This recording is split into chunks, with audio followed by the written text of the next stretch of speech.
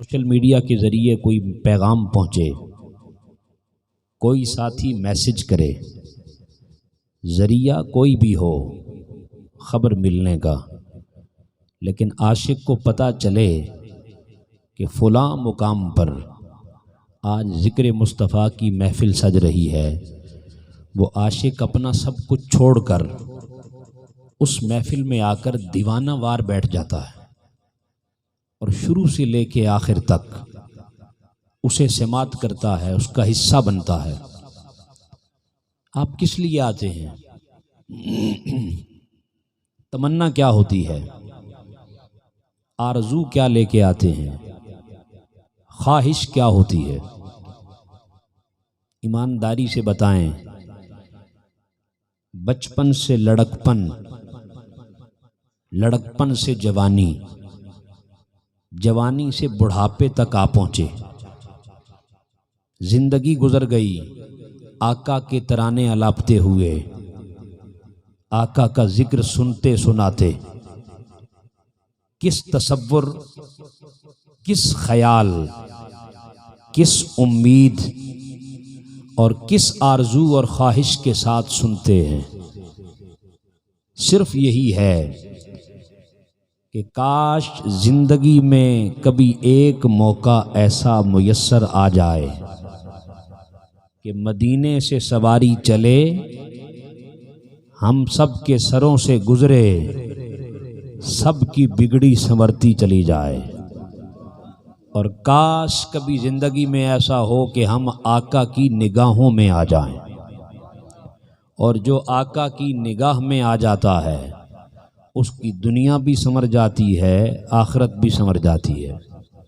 ہم سب آقا کی ایک نگاہ کے متلاشی ہیں۔ اور آپ نے دیکھا ہوگا اکثریت کے ساتھ جو محافل میں لوگ بیٹھے ہوتے ہیں ان میں امیر لوگ کم ہوتے ہیں، اکثریت کے ساتھ غریب لوگ، حضور کے عاشق غریب دکھائی دیں گے آپ کو۔ اس کی وجہ پتہ کیا ہے؟ میں امیروں پہ اعتراض نہیں کر رہا، میں ایک فطرتی عمل آپ کے سامنے رکھ رہا ہوں کہ غریب کو اگر زندگی میں مان ہے، فخر ہے، اور اس کے پاس جو دولت ہے وہ ایک ہی دولت ہے، اور وہ کہتا ہے میرے پاس بظاہر دولت تو نہیں مگر میرے دل میں عشق مصطفیٰ کی دولت ضرور ہے۔ یہ سب سے بڑی دولت ہے کسی بھی مومن کی، کسی بھی صاحب ایمان کی۔ حضرت امام جلال الدین سیوطی رحمۃ اللہ تعالی علیہ آپ فرماتے ہیں کہ پہلے زمانہ تھا، میں اس بات سے آغاز کر کے آپ کی توجہ ادھر کر کے میں اپنے موضوع کی طرف آ رہا ہوں۔ آپ فرماتے ہیں ایک زمانہ تھا کہ جب یہ PIA کے جہازوں کا دور نہیں تھا، اس وقت آقا کے در دولت پہ حاضری کے لیے بحری جہاز ہوا کرتے تھے۔ ایک امیر لوگوں کا قافلہ تیار ہوا مدینے جانے کے لیے، ٹکٹ لیے سب نے، جہاز میں بیٹھ گئے۔ ایک غریب آقا کا عاشق جس کے دل میں آقا کے در دولت کی حاضری کا ارادہ تھا اور خواہش تھی، وہ جہاز میں آیا اور آ کے جہاز میں بیٹھ گیا۔ ٹکٹ چیک کرنے والا آیا، اس نے کہا سب ٹکٹ دکھائیں۔ سب نے اپنے اپنے ٹکٹ دکھائے۔ ایک آقا کا غریب عاشق وہاں بیٹھا ہے، اس کے پاس ٹکٹ نہیں ہے۔ میں بتانا چاہتا ہوں کہ جب آقا کی نگاہ ہو جائے، جب کرم ہو جائے، جب وہاں سے آقا نگاہ فرما دیں تو ایک لمحے کی دیر ہوتی ہے، بس انسان اس پار چلا جاتا ہے۔ بس اس لمحے کے انتظار میں ہماری زندگیاں بیت گئیں۔ آج بھی یہی نیت لے کے بیٹھے ہیں، وہ وہاں سے لے کے سٹیج تک اور ادھر یہاں سے لے کے یہاں تک جتنا مجمع بیٹھا ہے، یہ ایک ہی نیت لے کے بیٹھے، با ادب ہو کر باوضو ہو کر بس یہ نیت لے کے بیٹھے کہ آقا زندگی گزر گئی یہ کہتے کہتے کہ سنا ہے آپ ہر عاشق کے گھر تشریف لاتے ہیں، میرے گھر میں بھی ہو جائے چراغاں یا رسول اللہ۔ آقا آپ کے ایک کرم، ایک لمحے کی نگاہ کے متمنی بن کر زندگیاں گزر گئیں، اپنا تن من دھن مال جان سر کٹوانے کے لیے تیار ہیں۔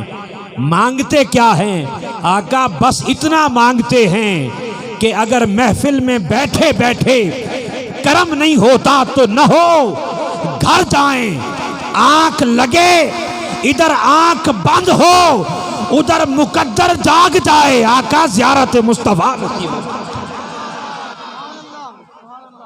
بس یہ نیت لے کے بیٹھے، اس ارادے سے بیٹھے، اور میں اسی بات سے آغاز کر رہا ہوں۔ وہ کہتے ہیں اس نے آ کر کہا ٹکٹ دکھاؤ۔ اس نے کہا میرے پاس ٹکٹ نہیں ہے، میرے پاس ٹکٹ، توجہ رکھیے گا، میرے پاس ٹکٹ نہیں ہے، میرے پاس دولت نہیں ہے، لیکن میرے پاس دنیا کی سب سے بڑی دولت میرے دل میں عشق مصطفیٰ ضرور ہے۔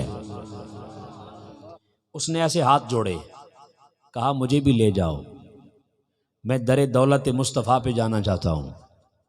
اس نے کہا بھئی یہاں یہ نہیں چلتا، ٹکٹ ہے تو بات ٹھیک ہے، نہیں تو نکلو جہاز سے باہر۔ انہوں نے پکڑا گھسیٹا، امیراں دی گل ہے نہ غریباں دی گل ہے، مدینے نو جانا نصیباں دی گل ہے۔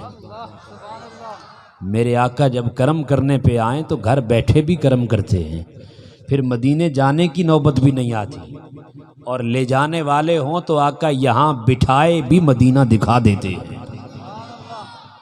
گھسیٹا، حضور کے عاشقوں، آقا کی عشق میں مچلنے والوں، حضور کی یاد میں بیٹھنے والوں، آقا کے ذکر کی محفل میں آنے والوں، آقا کا میلاد منانے والوں، حضور پہ کثرت سے درود و سلام پڑھنے والوں، خوش نصیب آقا کے عاشقوں، اپنے مقدر پہ رس کرو، اور آج کی رات یہ دعا کرو کہ مولا زندگی میں میلاد مصطفیٰ منانے اور سیرت مصطفیٰ کو اپنانے کی توفیق عطا فرما دے۔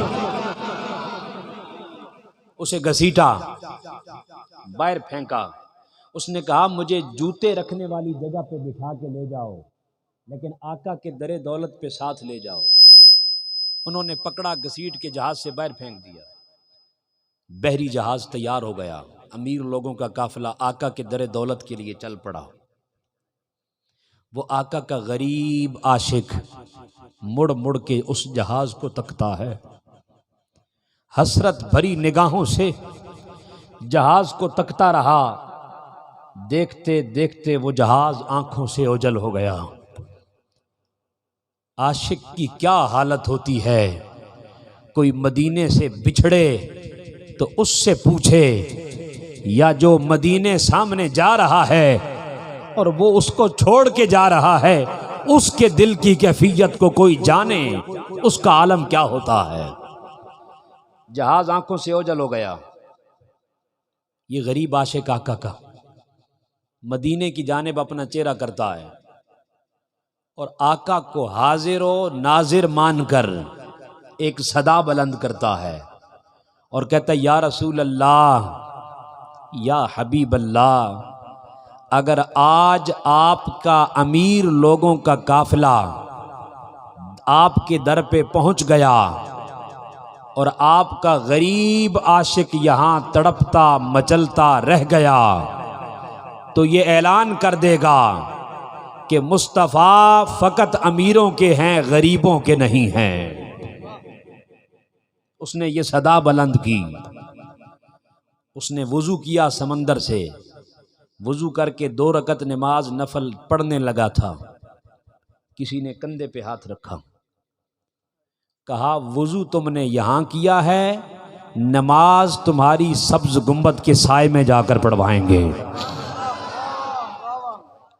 اس نے مڑ کے جو پیچھے دیکھا، آنکھوں سے چھلکتے ہوئے آنسوؤں نے اسے کہا، ایک مجھے وہ چھوڑ گئے، دوسرا تم میرے زخموں پہ نمک چھڑک رہے ہو، مجھے تکلیف دے رہے ہو۔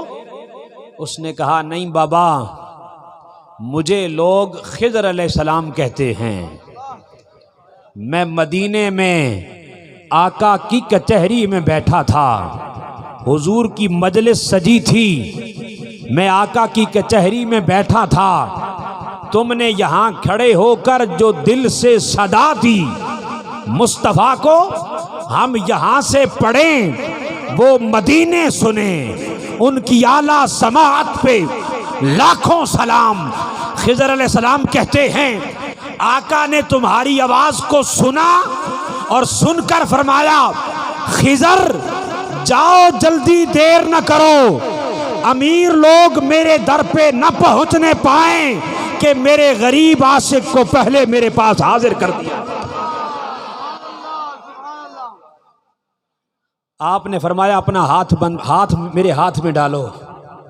ہاتھ میں ہاتھ ڈالا، فرمایا آنکھیں بند کر۔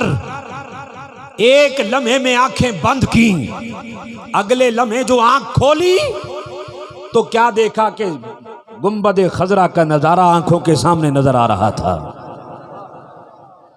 کھڑا ہے عاشق آقا کے در دولت پہ، سلام درود پڑھتا ہے، اپنی حاضری پیش کرتا ہے، اور حاضر ہونے کے بعد پیچھے جو مڑ کے دیکھتا ہے، وقت گزر گیا، دیکھا وہ بحری جہاز پیچھے سے آ رہا ہے۔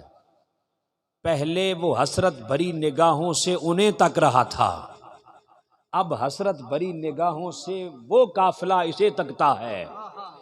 جب قریب پہنچا تو کہا، ہم تو تجھے گھسیٹ کے وہاں چھوڑ آئے، تم ہم سے پہلے کیسے پہنچے؟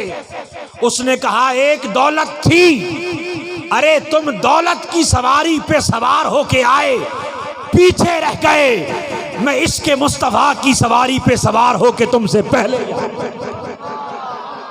نعرہ تکبیر، نعرہ رسالت، نعرہ حیدری، علماء اہل سنت۔ اللہ آپ کے ذوق کو سلامت رکھے۔ اب اس نظریے کے ساتھ بیٹھیں کہ ہم یہاں سے پڑھیں آقا مدینے سنیں۔ ہم یہاں بیٹھے ہیں، بس میں نے شروع میں کہہ دیا، اس نیت سے بیٹھیں کہ کوئی تو وقت آئے گا نا، آپ اگر بار بار کسی کو سلام کریں نا، باہر چلتے جاننے والا نہ ہو تو 8-10 بار سلام کریں گے نا، تو وہ 10-12 بار سلام کرنے کے بعد مڑ کے دیکھے گا اور کہے گا کہ یہ کون ہے جو بار بار مجھے سلام کر رہا ہے؟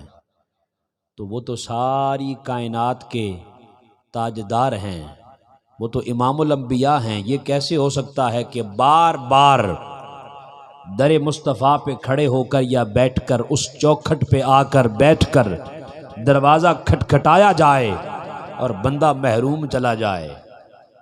اس محبوب کی طرف سے، اللہ کی طرف سے تو یہ وعدہ ہے، وَأَمَّا السَّائِلَ فَلَا تَنْهَرْ، محبوب آپ کے در پہ جو سوالی آئے وہ خالی ہاتھ واپس نہ جائے، جھڑکنا نہیں ہے، جھولیاں بھر بھر کے لوٹانا ہے، اور خود بھیک دیں، خود کہیں منگتے کا بھلا ہو۔ ایسا در بھی کون سا ہو سکتا ہے؟ اور اب آئیے، میں نے جو سورہ احزاب کی معروف آیہ کریمہ آپ کے سامنے تلاوت کی ہے، توجہ سے سنیے گا گفتگو۔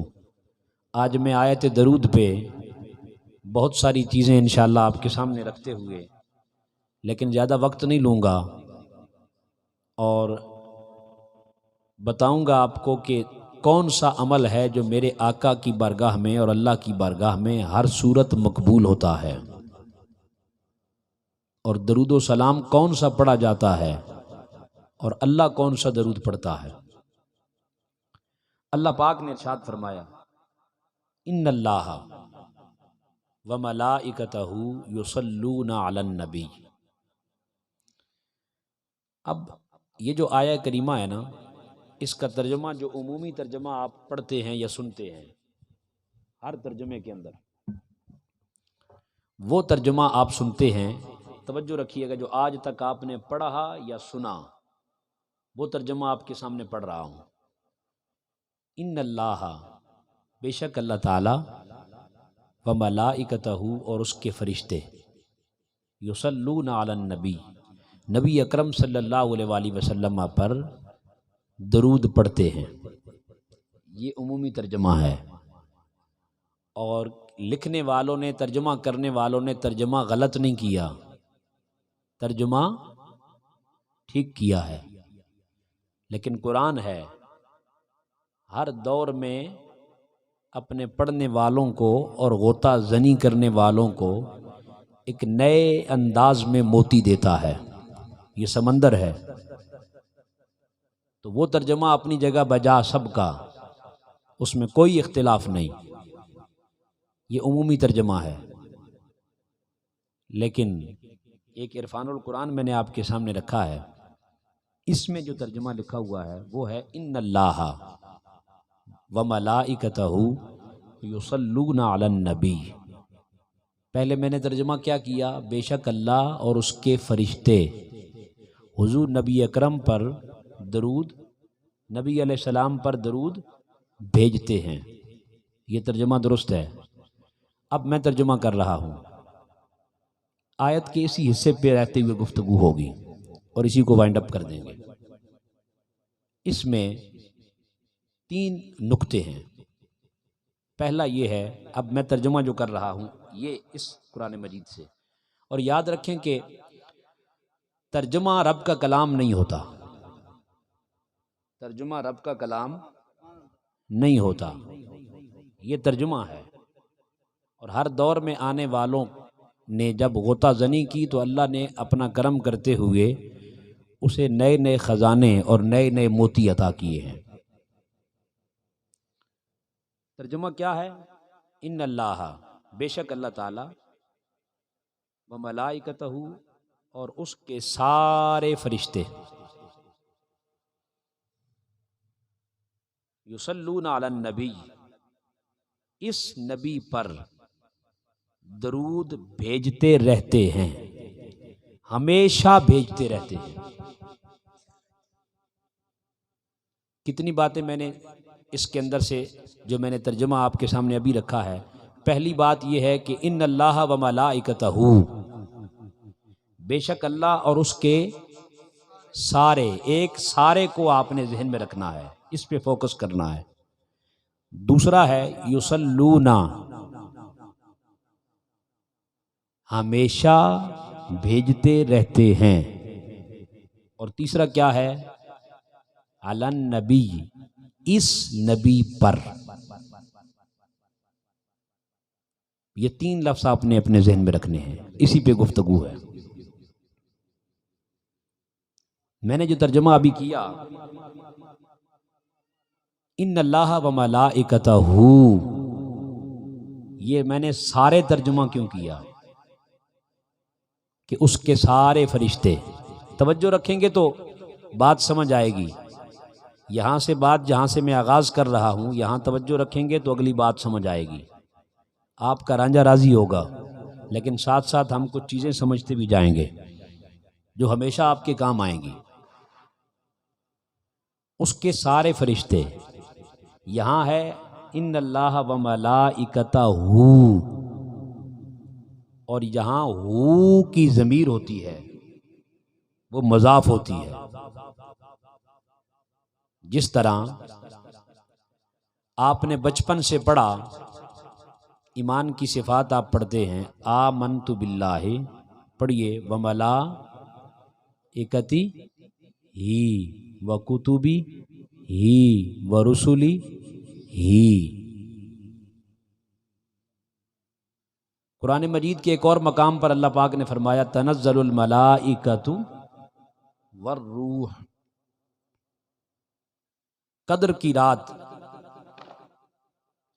آسمان سے زمین پر فرشتے اترتے ہیں، لیکن وہاں ملائکۃ ہو نہیں کہا، اگر ہو ملائکتا، ملائکتی، ملائکہ، تو پھر مطلب یہ ہوتا ہے کہ سارے فرشتے نہیں ہیں، چند ایک ہیں، زیادہ سارے ہیں، کثرت کے ساتھ ہیں، اکثریت کے ساتھ ہیں۔ اور اگر ہو ضمیر آ جائے تو اضافت کے ساتھ، ہو ضمیر کے ساتھ یا ہی ضمیر کے ساتھ جب آ جائے تو آپ ایمان کی صفات پڑھتے ہیں، آمنت باللہ و ملائکتی ہی، کیونکہ آپ نے سارے فرشتوں پر ایمان لانا ہے۔ اگر ان میں سے ایک بھی رہ گیا جس پہ ایمان نہ ہو تو ایمان مکمل نہیں ہوتا۔ لہذا وہاں پہ پڑھا ملائکتی ہی و کتبی ہی، ساری کتابوں پر، کتبن نہیں، کتبی ہی، ساری کتابوں پر، و رسولی ہی، سارے رسولوں پر۔ اگر ان میں سے ایک کو بھی چھوڑ دیا تو ایمان مکمل نہیں ہوگا۔ لیلۃ القدر کو فرشتے نازل ہوتے ہیں، فرمایا تنزل الملائکۃ، اکثریت کے ساتھ نازل ہوتے ہیں، سارے نہیں نازل ہوتے۔ کچھ کی ڈیوٹیاں ادھر ہیں، کچھ کی ڈیوٹیاں آسمان پہ ہیں، کچھ کی زمین پہ ہیں، ہر کوئی اپنی اپنی ڈیوٹی کر رہا ہے، مگر ان میں سے اکثریت سے لیلۃ القدر کو نازل ہوتے ہیں، سارے نازل نہیں ہوتے۔ اگر ساروں کا ذکر ہوتا تو ملائکتہ ہوتا یا ملائکتی ہی ہوتا، ہو یا ہی ضمیر کے ساتھ سارے فرشتے ہوتے۔ اب اس آیہ مقدسہ پہ واپس آ جائیں، ان اللہ و ملائکتہ ہو، اب بتائیں ترجمہ کیا بنے گا؟ اللہ اور اس کے سارے فرشتے حضور نبی اکرم پر درود بھیجتے ہیں، ہمیشہ بھیجتے ہیں اس نبی پر۔ گویا پتہ چلا اللہ یہ بتانا چاہتا ہے کہ اگر تم ایمان لاؤ تو ایک فرشتہ، ایک کتاب، ایک رسول بھی باقی رہ گیا تو ایمان کامل نہیں ہوگا۔ لیلۃ القدر کی رات فرشتے نازل ہوتے ہیں، مگر کچھ کی ڈیوٹیاں آسمانوں پر، کچھ کی لیلۃ القدر میں، کچھ کی زمین کے مختلف حصوں پر۔ ہر فرشتہ ہر وقت اپنی ڈیوٹی میں مصروف عمل رہتا ہے، مگر ہر فرشتہ ہر کام ہر وقت نہیں کرتا۔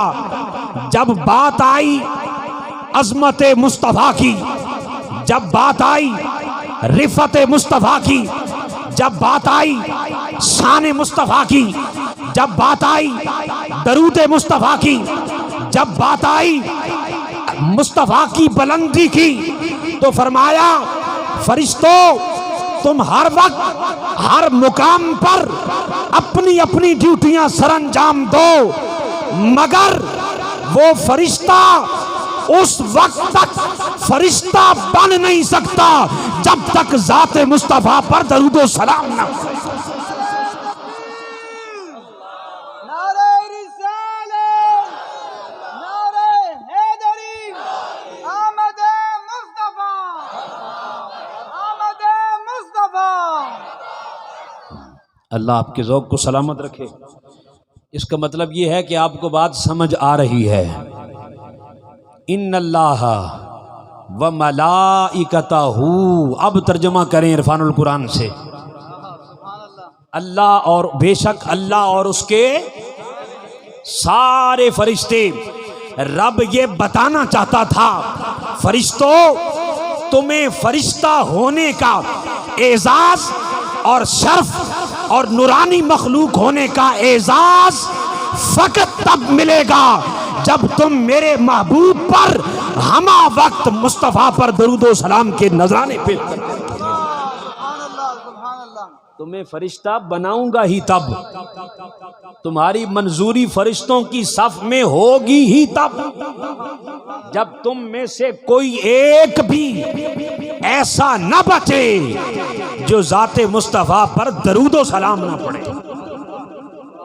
یہ فرشتے کام کر رہے اور ان کے ساتھ کون کر رہا ہے؟ اللہ خود کر رہا ہے۔ ان اللہ، توجہ رکھیے گا، وملائکتہ، بے شک اللہ اور اس کے سارے فرشتے حضور نبی اکرم پر، وہ ترجمہ جو میں نے کیا، اس کے سارے فرشتے اس نبی پر ہمیشہ درود پڑھتے ہیں۔ اب آ جائیے، ان اللہ وملائکتہ یصلون، یصلون فعل مضارع ہے، میں نے کہا نا ہمیشہ درود پڑھتے ہیں۔ زمانے کتنے ہوتے ہیں بولیے، اونچا بولیے، سکولوں میں آپ نے پڑھا زمانے کتنے ہوتے ہیں؟ پہلا زمانہ ہوتا ہے فعل ماضی، گزرا ہوا زمانہ، دوسرا زمانہ حال، تیسرا زمانہ مستقبل۔ ماضی جو گزر چکا، حال جو ابھی جا رہا ہے، اور مستقبل جو بچے بھی بول رہے ہیں، مستقبل جو آنے والا زمانہ ہے۔ یہ اردو میں زمانے کتنے ہیں بولیے؟ 3، لیکن عربی گرامر میں زمانے 2 ہیں۔ کتنے ہیں؟ یہ ساتھ ساتھ تھوڑی تھوڑی عربی گرامر بھی سمجھتے جائیے۔ عربی میں زمانے کتنے ہیں بولیے؟ 2 ہیں۔ ایک زمانہ ہے ماضی، گزرا ہوا، اور دوسرا زمانہ ہے مضارع۔ اور جو مضارع ہوتا ہے اس میں حال بھی آتا ہے اور اس میں مستقبل بھی آتا ہے۔ تو جس میں حال بھی آئے اور مستقبل بھی شامل ہو اسے فعل مضارع کہتے ہیں۔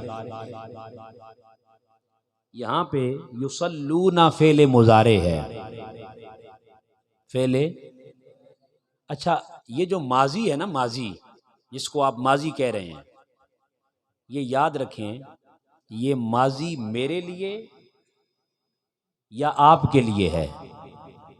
یہ اللہ کے لیے ماضی نہیں ہے۔ توجہ رکھیے گا نقطے پہ۔ آپ کا جو زمانہ گزر گیا اسے کیا کہتے ہیں؟ ماضی۔ جب آپ بچے تھے وہ آپ کا کیا تھا؟ ماضی تھا۔ پھر آپ جوان ہوئے تو بچپنا آپ کا ماضی میں گزر گیا۔ اب جو بوڑھے بیٹھے ہیں ان کی جوانی جو تھی وہ کیا تھا؟ ماضی تھا۔ ابھی جو جا رہا ہے یہ حال ہے، اور آنے والے کی ہمیں خبر نہیں ہے۔ ایک اللہ کی ذات ہے جس کے سامنے جو ماضی گزر گیا ہمیں بھول گیا، مگر رب کے سامنے ماضی اب بھی حال کی شکل میں ہے۔ وہ اسے ویسے ہی ملاحظہ کر رہا ہے جیسے اس نے اس کو ماضی میں ملاحظہ کیا، اور اس رب کے لیے مستقبل بھی حال کی طرح ہے۔ وہ گزرے ہوئے کو بھی اسی طرح تک رہا ہے جیسے حال کو تکتا ہے، اور آنے والے کو بھی اسی طرح دیکھ رہا ہے جیسے حال کو دیکھ رہا ہے۔ اس کے سامنے ماضی، حال، مستقبل حال کی طرح ہیں۔ جس طرح ہمارے سامنے حال گزر رہا ہے ہمیں سمجھ آ رہا ہے، اسی طرح خدا کو ماضی، حال اور مستقبل سارے زمانے حال کی طرح ہوتے ہیں۔ اس رب کے سامنے ہوتا ہے ہما وقت سب کچھ۔ اب یہ آیہ مقدسہ فرمائی یصلون، ہمیشہ درود پڑھتے رہتے ہیں۔ خدا کا ماضی بھی حال، خدا کا حال بھی حال، خدا کا مستقبل بھی حال۔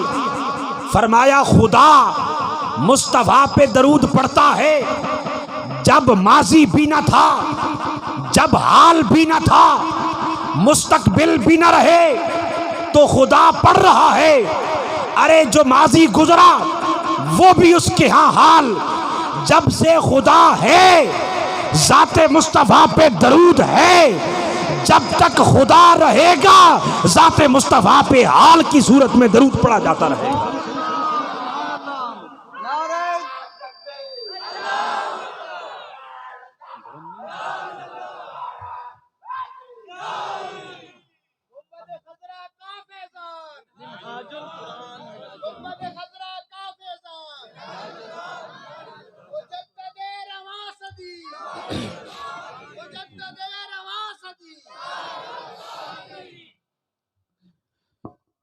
فرمائے یصلون، ماشاءاللہ پڑھے لکھے احباب سارے بات سمجھ رہے ہیں، اللہ آپ کے ذوق کو سلامت رکھے، سب کی حاضریاں اپنی برگاہ میں قبول فرمائے، آقا کی کچہری میں ہم مقبول ہو جائیں، آقا کی نگاہ کرم ہو جائے، بس اسی مقصد کو لے کے بیٹھے۔ فرمایا یصلون، ماضی، حال، مستقبل، رب کے ہاں ہمیشہ حال ہی رہتا ہے، تو پھر کیا ترجمہ کریں گے؟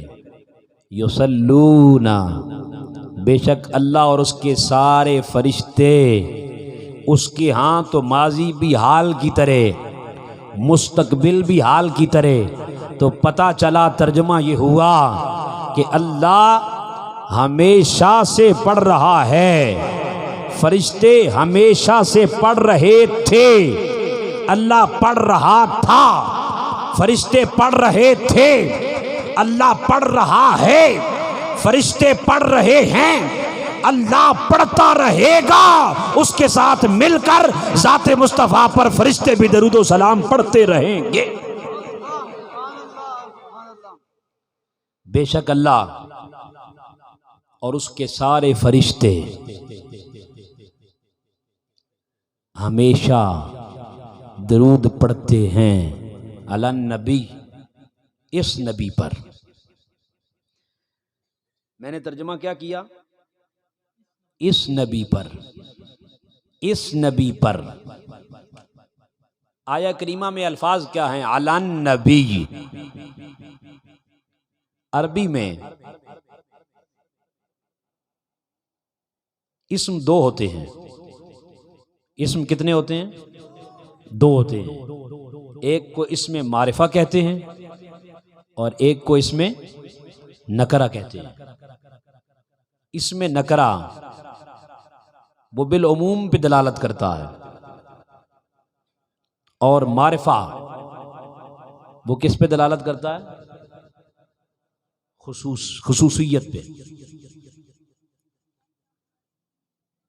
جس طرح میں کہوں بھئی سارے احباب آج اس محفل میں شریک ہیں، آپ سارے احباب محفل میں شریک ہیں، تو اس میں سارے شامل ہو گئے، عمومی بات ہو گئی۔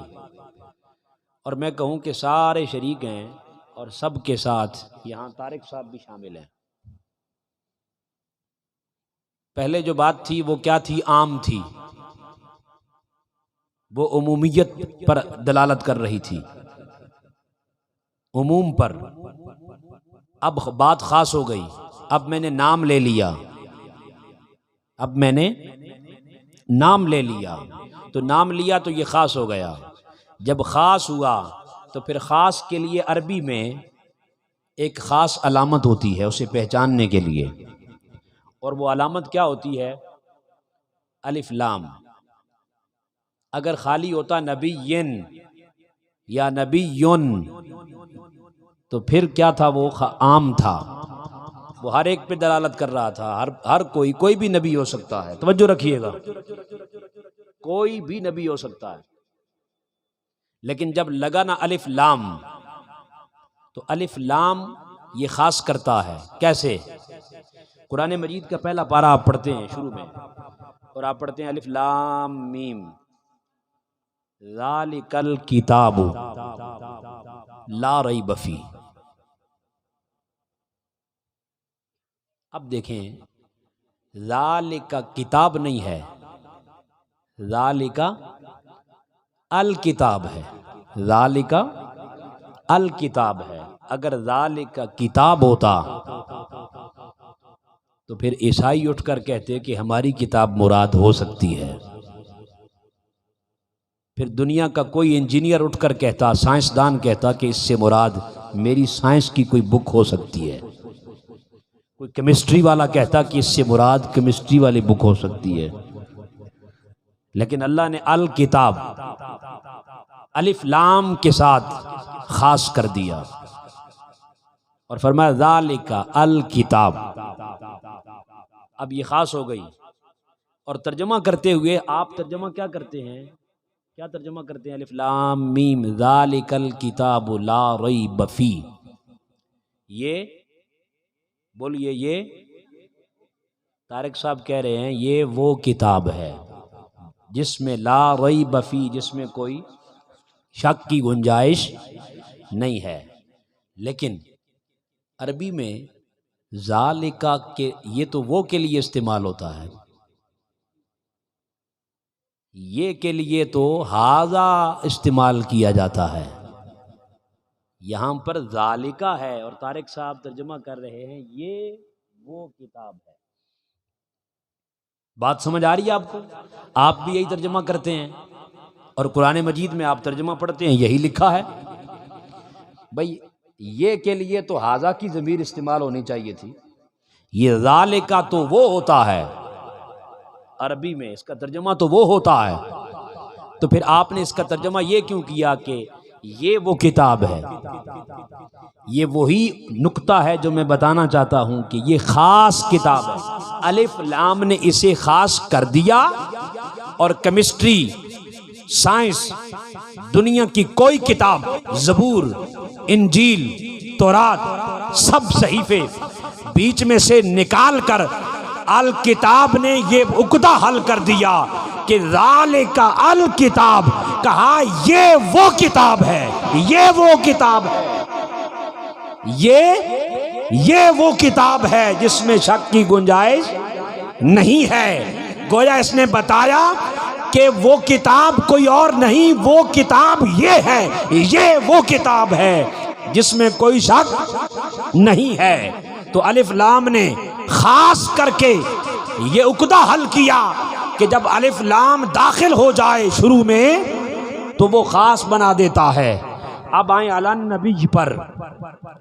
یہ علی النبی ہے، الف لام داخل ہے. اللہ نے الف لام داخل کر کے یہ بتا دیا کہ اس سے مراد عموم نہیں، ذات مصطفیٰ مراد ہے. علی النبی، ارے آدم سے لے کے جناب عیسیٰ تک کوئی اور نبی مراد نہ لینا.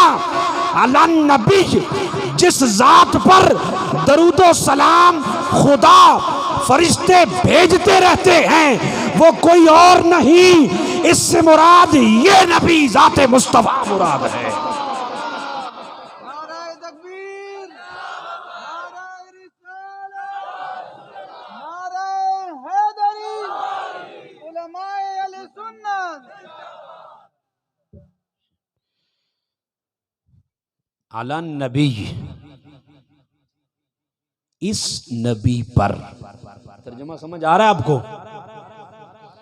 ان اللہ، اب ترجمہ کریں.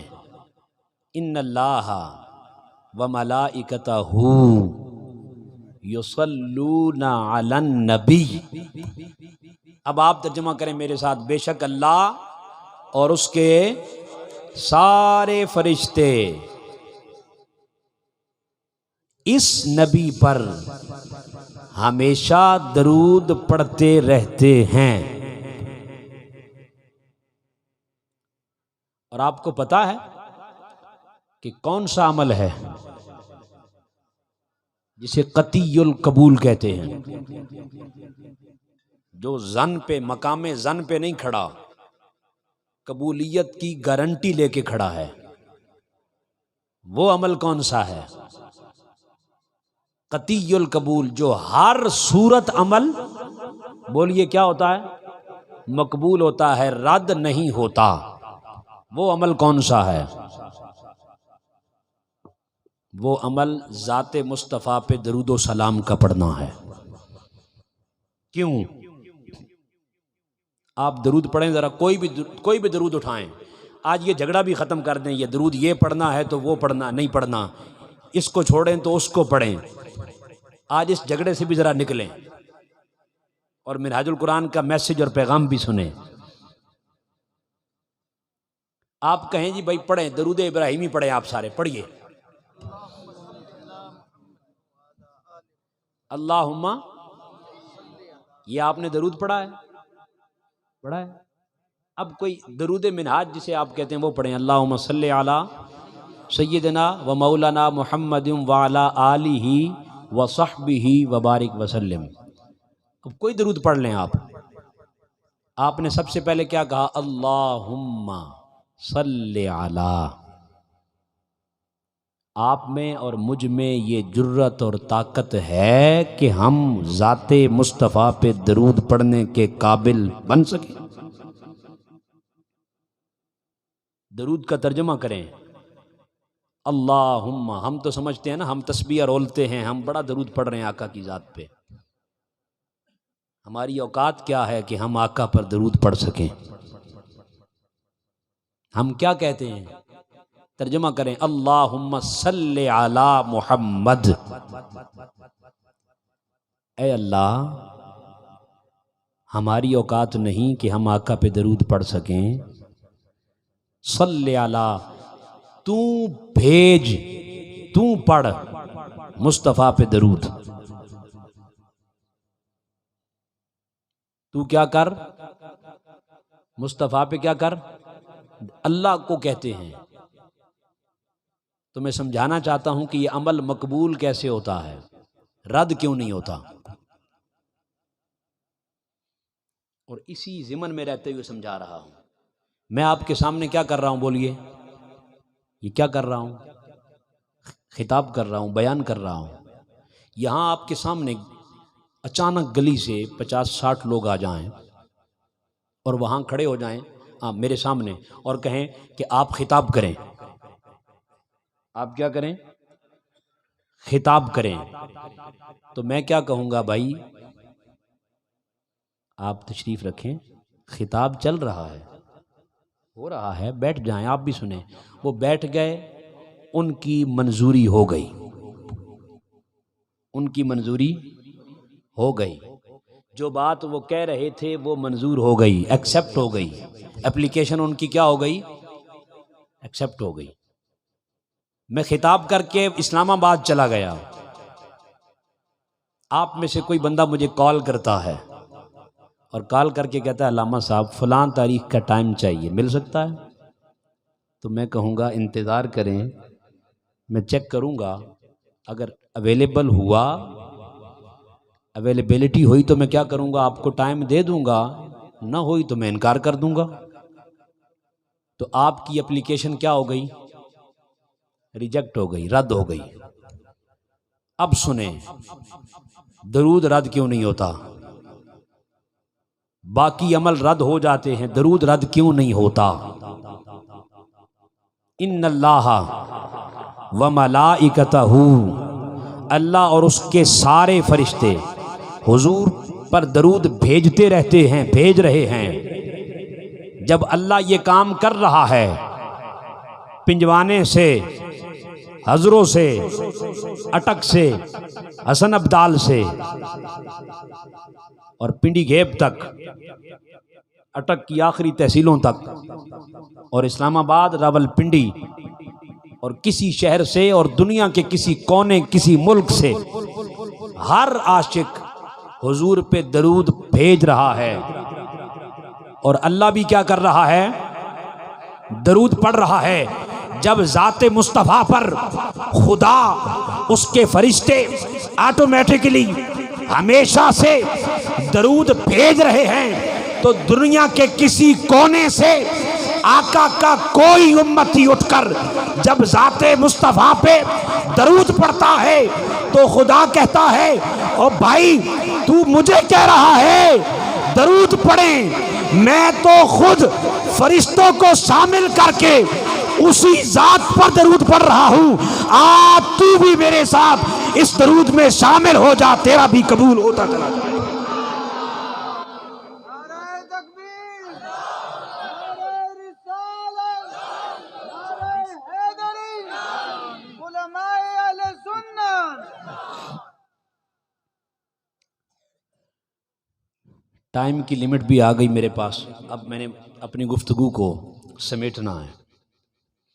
لنگر بھی آ گیا ہے، اور طارق صاحب لنگر اور سنیوں کے آج سمجھ آ رہی ہے نئے رنگ میں۔ ان اللہ و ملائکتہ یصلون علی النبی۔ اب دوسری دلیل کہ درود رد کیوں نہیں ہوتا۔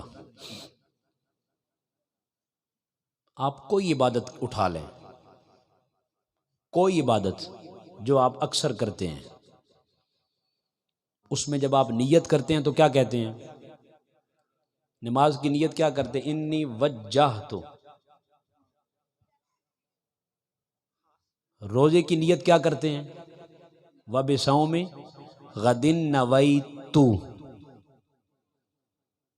روزہ افطار کرتے ہیں تو نیت کیا کرتے ہیں؟ اللہم انی لک صمت۔ کوئی عمل اٹھا لیں، جب آپ نیت کرتے ہیں تو اس میں آپ کہتے ہیں میں یہ کام کر رہا ہوں، میں یہ کام کرنے لگا ہوں، میں نے روزہ رکھا، میں روزہ رکھ رہا ہوں، میں نماز پڑھنے لگا ہوں۔ نماز، روزہ، حج، زکوٰۃ، اللہ نے کوئی کام اپنے ذمہ نہیں لیا، آپ کی اور میری ڈیوٹی لگائی، آپ کریں۔ خود خدا نہیں کرتا۔ وحدہ لا شریک بھی جس میں شریک ہوتا ہے وہ ایک ہی عمل ہے، اور ذات مصطفیٰ پہ درود و سلام کا پڑھنا ہے۔ اور عمل قبول کیوں ہوتا ہے؟ قطعی القبول کیوں ہوتا ہے؟ اس لیے کہ ہر عمل میں شامل ہوتی ہے، اور کسی کی میں عاجزی ہوتی ہے، کسی کی میں اکڑ ہوتی ہے، کسی کی میں تکبر ہوتا ہے، کسی کی میں انا ہوتی ہے، کسی کی میں اس کے پیچھے نفس ہوتا ہے۔ ہر ایک کی میں اپنے کرائیٹیریا کے مطابق ہوتی ہے۔ فرمایا ہر عمل کرتے ہو اس میں تمہاری میں کا دخول ہوتا ہے، اس لیے اس میں ظن باقی رہتا ہے، پتہ نہیں قبول کرتا ہے کہ نہیں کرتا۔ ایک عمل ذات مصطفیٰ پہ درود و سلام کا پڑھنا ہے جس میں تمہاری ذاتی میں، انا، اکڑ، غرور، تکبر، دکھلاوا، ریاکاری نہیں ہوتی۔ تم سر جھکا کر اس بارگاہ بے کس پناہ میں التجا یہ کرتے ہو مولا ہر عمل میں تھا، اس عمل سے میری میں نکل گئی، یا تو رہ گیا یا تیرا محبوب مصطفیٰ رہ گیا۔ جب میں نکل گئی یا خدا رہ گیا یا مصطفیٰ رہ گیا۔ جب فقط خدا اور مصطفیٰ رہ جائیں تو پھر ہر عمل وہ جس میں خدا اور مصطفیٰ رہے وہ اس بارگاہ میں مقبول ہوتا ہے، اور وہ عمل